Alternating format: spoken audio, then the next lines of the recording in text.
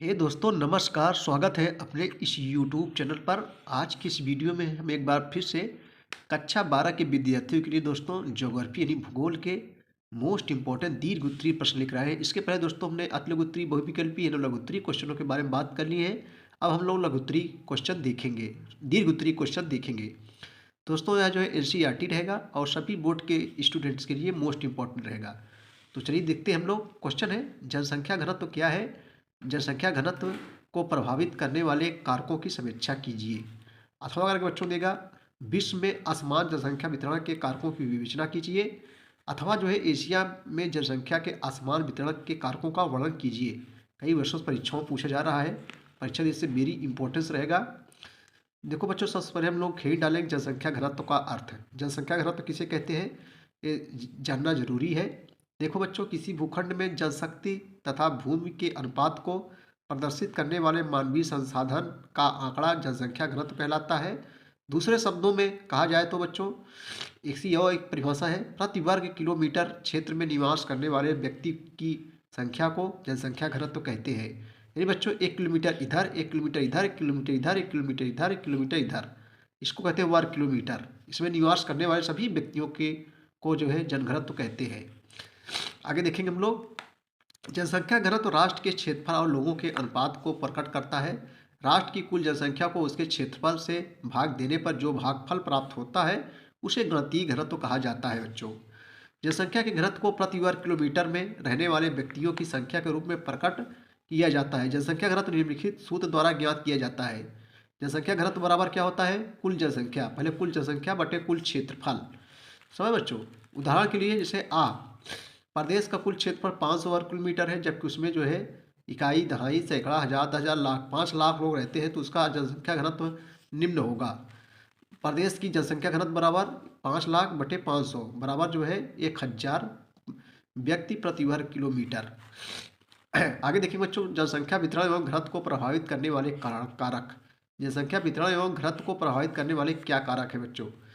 देखो, पृथ्वी पर जनसंख्या का वितरण बहुत असमान है, यानी एक समान नहीं है, असमान है। प्रति वर्ग किलोमीटर औसत घनत्व 42 व्यक्ति है। पृथ्वी के थोड़े से थल भाग अत्यंत घने बसे हैं। दूसरी ओर विस्तृत भूभाग या तो विरल है, विरल में होता है पतला, या तो निर्जन, निर्जन में होता है एकांत, एकांत पड़े हैं। किसी क्षेत्र पर प्राकृतिक वातावरण के तत्वों को का प्रभाव तो मानव वितरण पर प्रत्यक्ष रूप से पड़ता ही है, साथ ही वहाँ के सांस्कृतिक भूदृश्यों का भी गहरा प्रभाव पड़ता है। प्रमुख कारक निम्नलिखित है। नंबर 1 बच्चों, भौतिक कारक। देखो, भौतिक कारक में सबसे पहले हिंट डालेंगे स्थिति। किसी देश की केंद्रीय स्थिति जनसंख्या को अधिक आकर्षित करती है, क्योंकि इस प्रकार की स्थिति से दूसरे देशों के साथ सुविधापूर्वक संपर्क स्थापित हो जाता है। फलतः जो है परिवहन एवं व्यापार का विकास होता है, जिससे देश की स्थिति समुद्र तटीय होती है, वहाँ भी सघन जनसंख्या मिलती है। विश्व की अधिकांश जनसंख्या समुद्र तटीय भागों में, नदियों के किनारे, खनिज केंद्रों में, औद्योगिक केंद्रों में ही केंद्रित है। सुदूर क्षेत्र अपेक्षाकृत कम जनसंख्या आकर्षित करते हैं। अगला है बच्चों नंबर 2, जलवायु। जनसंख्या वितरण पर जलवायु का प्रभाव अधिक पड़ता है। विश्व की समशीतोष्ण, समशीतोष्ण न ज़्यादा गर्मी न ज़्यादा ठंडी, समशीतोष्ण जलवायु तथा मानसूनी जलवायु के प्रदेश सर्वाधिक घने बसे हुए क्षेत्र है। मानसूनी जलवायु प्रदेश में विश्व की आधी जनसंख्या केंद्रित है। जहाँ कठोर जलवायु होती है वहाँ घनत्व कम मिलता है, जैसे भूमध्य सागरीय प्रदेश, उष्ण मरुस्थलीय क्षेत्र या अत्यधिक ठंडे प्रदेश आदि। भू आकृति, मैदान, पठार एवं पर्वतीय भूपृष्ठीय स्वरूप जनसंख्या को अलग अलग प्रभावित करते हैं। पठारों एवं पर्वतों पर जो है समतल एवं उर्वरा भूमि का अभाव होता है, अतः किसी कार्य कठिन होता है। परिवहन की असुविधाएं भी होती हैं, जबकि मैदान समतल एवं उपजाऊ होने से अधिक जनसंख्या का पोषण होता है। इसलिए विश्व की 75% जनसंख्या मैदानी भागों में निवास करती है बच्चों। आर्थिक कारक आप लोग समझ गए हो, जो पैसे संबंधित है। आर्थिक, देखो जहाँ से हम लोग पैसा प्राप्त होता है। देखो बच्चों, पहला है खनिज। खनिज जो भूमि के अंदर से निकाला जाता है। जो भूभाग खनिज पदार्थों में संपन्न होते हैं वहाँ औद्योगिक विकास की संभावनाएं अधिक होती है, ये तो बात निश्चित है। देखो, औद्योगिक उन्नति से आवश्यक उपभोग की वस्तुएं अधिकाधिक लोगों को जो है सुविधा से प्राप्त हो जाती है, इसलिए खनिज केंद्रों तथा औद्योगिक केंद्रों पर जनसंख्या का केंद्रीकरण अधिक है।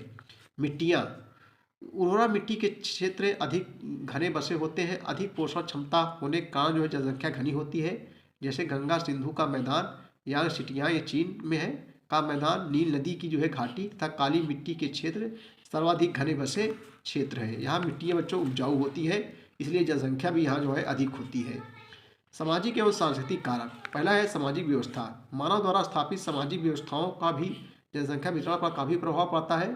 समाज के रीति रिवाज, धार्मिक दृष्टिकोण तथा जीवन की मान्यताएं आदि से जनसंख्या की वृद्धि नियंत्रित होती है। विश्व के कई देशों के लोग जो भाग्यवादी होते हैं, उन्हें बच्चा पैदा करना सामाजिक कर्तव्य माना जाता है।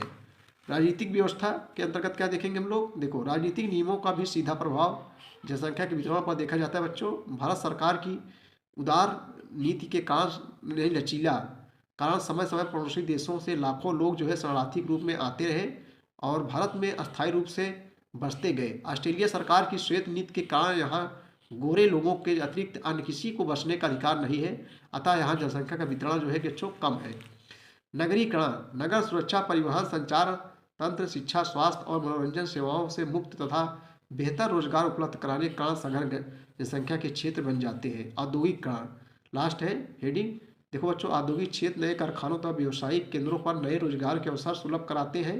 यहाँ दुकानदार, व्यापारी, बैंककर्मी, डॉक्टर, शिक्षक तथा अधिकारी अपनी सेवाएं देकर जनसंख्या घनत्व को बढ़ा देते हैं।